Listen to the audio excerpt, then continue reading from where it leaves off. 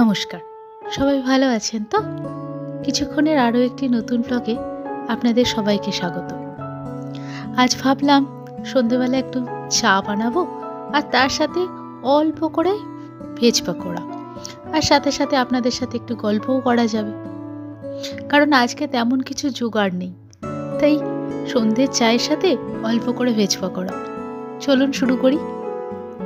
এর জন্য আমি নিয়েছি 1 বাটি বাঁধাকপি টুকরো করে, আর কুচানো ধনেপাতা, কুচানো পেঁয়াজ, 4-5টা লঙ্কা ছোট ছোট করে কাটা, আর 4 থেকে 5 কোয়া রসুন ছোট করে কাটা। এই সবগুলোকেই একটা পাত্রে নিয়ে আর খানিকটা বেসন দিয়ে মেখে নিলেই হয়ে যাবে। আজ প্রধানত আপনাদের সাথে গল্প করব বলেই এসেছি, আর তার সাথে সাথে এই স্ন্যাক্সটা বানাবো। ঠান্ডাটা মাঝখানে বেশ কমে গেল 2 দিন, আজকে কিন্তু আবার বেশ ভালোই ঠান্ডা পড়েছে। কয়েকদিন বিয়েবাড়ি ছিল, অফিসেরই আমাদের একজন স্টাফের বিয়ে ছিল। তাকে স্টাফ বলা ঠিক যায় না, কারণ তাকে খুব ছোট থেকেই আমি চিনি, আমার বন্ধুর ভাই। তো তার বিয়েতে বেশ কয়েকদিন আনন্দেই কাটলো।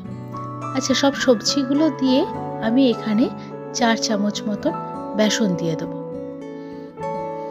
যেটা বলছিলাম, বেশ কদিন বেশ আনন্দেই কাটলো, সাথে ব্যস্ততাও।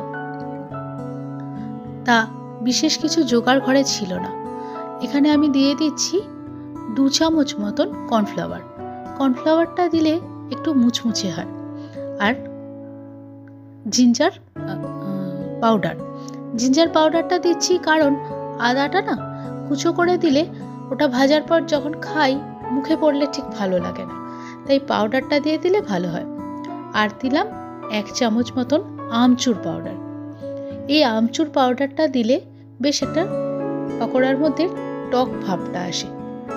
আবার অনেকে এর বদলে লেবু দেয়, লেবুটাও দেওয়া যেতে পারে, তবে লেবু দিলে না বড্ড বেশি জল ছাড়তে শুরু করে। আচ্ছা, এর মধ্যে আমি নুনটাও দিয়েছিলাম, সেটা আপনাদের আর দেখা হয়নি। 2 চামচ মতো নুন দিয়েছিলাম এর মধ্যে। তো যেটা বলছিলাম, লাস্ট কদিন এই বিয়ে বাড়ি নিয়ে বলুন, সব কিছু নিয়ে বড্ড বেশি ব্যস্ত ছিলাম, তাই বাড়িতে বাজার বলতে তেমন কিচ্ছু করা হয়নি। তো একটা বাঁধাকপি ছিল গোটা, সেটার থেকেই খানিকটা ওপরের পাতাগুলোকে নিয়ে কুচিয়ে নিলাম, আর পেঁয়াজ রসুন এগুলো তো সবসময় ঘরে থাকেই, সেইগুলোই কুচো করে নিয়েছিলাম।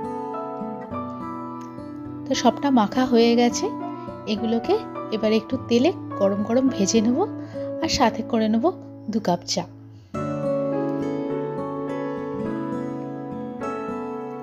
শীতের সন্ধ্যেতে চা তো খেতে ইচ্ছা করেই, কিন্তু শুধু বিস্কুট দিয়ে চাটা ঠিক ভালো লাগে না, দেখবেন। আর শীতকালে যেন তেলে ভাজাটা একটু বেশিই খেতে ইচ্ছে করে। তাছাড়া আমরা তো বাঙালিদের আবার তেলে ভাজা ভীষণ প্রিয়। চপ বলুন, সিঙ্গাড়া বলুন, পেঁয়াজি বলুন, এইগুলো আমরা বাঙালিরা খেতে ভীষণ পছন্দ করি।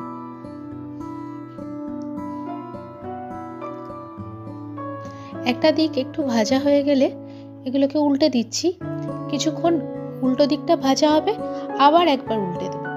তাতে কি হবে বলুন তো, ভেতরটা সবজিগুলো ভালো সেদ্ধ হয়ে যাবে, আর ওপরটাও বেশ মুচমুচে হয়ে যাবে।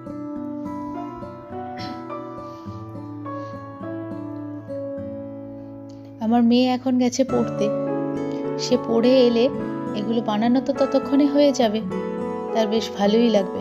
সন্ধেবেলা তাকে যাই টিফিনই দাও, তার কিছুতেই মন ভরে না। তো এই জাতীয় টিফিন করে দিলে খুব মজা, বা ম্যাগি করে দিলে সেগুলো খেতে খুব পছন্দ করে। আপনারাও কমেন্টে জানাবেন আপনার বাড়ির বাচ্চারা কি খেতে বেশি পছন্দ করে। তাই মাঝে মাঝে ওর পছন্দের স্ন্যাক্সও বানানোর চেষ্টা করি। ও যেমন ওটস দিয়ে অমলেট করে দিলে ওটা খেতে খুব পছন্দ করে। মাঝে মাঝে সকালের টিফিনে আমি ওটা করে দিই, আর ওটা করতে খুব কম সময়ও লাগে। আর ওটা যখন আমি বুঝতে পারি ওরা যখন দুপুরে ওই ওটস অমলেটটা খায়, ওটাতে বেশ অনেকক্ষণ পেটটা ভরেও থাকে। কারণ শুধু অমলেট তো অতটা মোটা হয় না, কিন্তু ওটসটা দিলে অমলেটটা বেশ মোটা হয়, আর ওটা অনেকক্ষণ পেটেও থাকে। আপনাদের সাথে গল্প করতে করতে এই পকোড়াগুলো কিন্তু হয়ে গেল। এবার শুধু 2 কাপ চা করে নেব। 2 কাপ চা করে নিলেই হলো। অনেকে বাড়িতে সাধারণত লাল চা খায়, আমার আবার লাল চাটা খেতে একদম ভালো লাগে না। আসলে আমি ঠিক চা যে একদম প্রত্যেক দিন খেতেই হবে এরকম কোনো ব্যাপার না। যখন শখ হয় তখন চা করি, বিশেষ করে খুব যেদিনে ঠান্ডা পড়ে সেই সব দিনে। তো আমি যখন চা করি তখন সবসময় একটু বেশ গাঢ় করে দুধ দিয়ে চা করি, কারণ গাঢ় দুধের চা খেতে আমার খুব ভালো লাগে। আমি দেখুন না, মাত্র 2 কাপ চায়ের জন্য বড় বড় 4 চামচের দুধ দিয়েছি, 4 চামচ মতনই চা পাতাও দিয়েছি, তাতে চাটা বেশ কড়া হয়।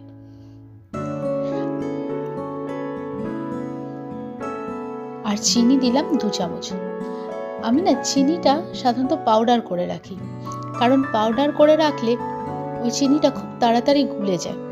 আর সবশেষে দিলাম 2টো এলাচ, একটু থেতো করে 2টো এলাচ দিয়ে দিলাম। ব্যাস, এবার গ্যাসটা বন্ধ করে আর মিনিট 5 মতন চাটা একটু চাপা দিয়ে রেখে দেবো। তাতে না ওই এলাচের ফ্লেভারটা ভালো মতন পাওয়া যায়, চায়ের মধ্যে বেশ মিশে যায়। ব্যাস, আমার চা আর পকোড়া রেডি। আমার মেয়েও চলে এসেছে, এবারে ওকে আর ওর বাবাকে আগে দিয়ে দেবো, আমি একটু পরে।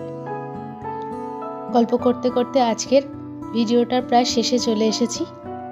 আপনারা কিন্তু কমেন্টে জানাবেন আজকের ভিডিও আপনাদের কেমন লাগলো, আর ভালো লাগলে অবশ্যই একটা লাইক করে দেবেন। আর যারা এখনও আমার চ্যানেলটা সাবস্ক্রাইব করেননি তারা অবশ্যই সাবস্ক্রাইব করে আমার পাশে থাকবেন। খুব তাড়াতাড়ি দেখা হবে পরের একটা নতুন ভিডিওতে। ততক্ষণের জন্য বাই বাই। আর হ্যাঁ, এতক্ষণ ধরে এত ধৈর্য ধরে আমার ভিডিওটা দেখার জন্য আপনাদের সবাইকে অসংখ্য ধন্যবাদ। আমার প্রত্যেকটা ভিডিওতে আপনারা যে লাইক করেন, যে কমেন্ট করেন, তাতে সত্যিই আমি অনেক উৎসাহ পাই নতুন নতুন আরও অনেক ভিডিও করার জন্য। যাক, আপনাদের এই কমেন্ট এবং লাইক পরবর্তীকালেও পেতে থাকলে আমি আরও সুন্দর সুন্দর ভিডিও আপনাদের কাছে তুলে ধরতে পারবো। তাহলে খুব তাড়াতাড়ি দেখা হচ্ছে পরবর্তী একটি নতুন ভিডিওতে। ততক্ষণের জন্য আসলাম।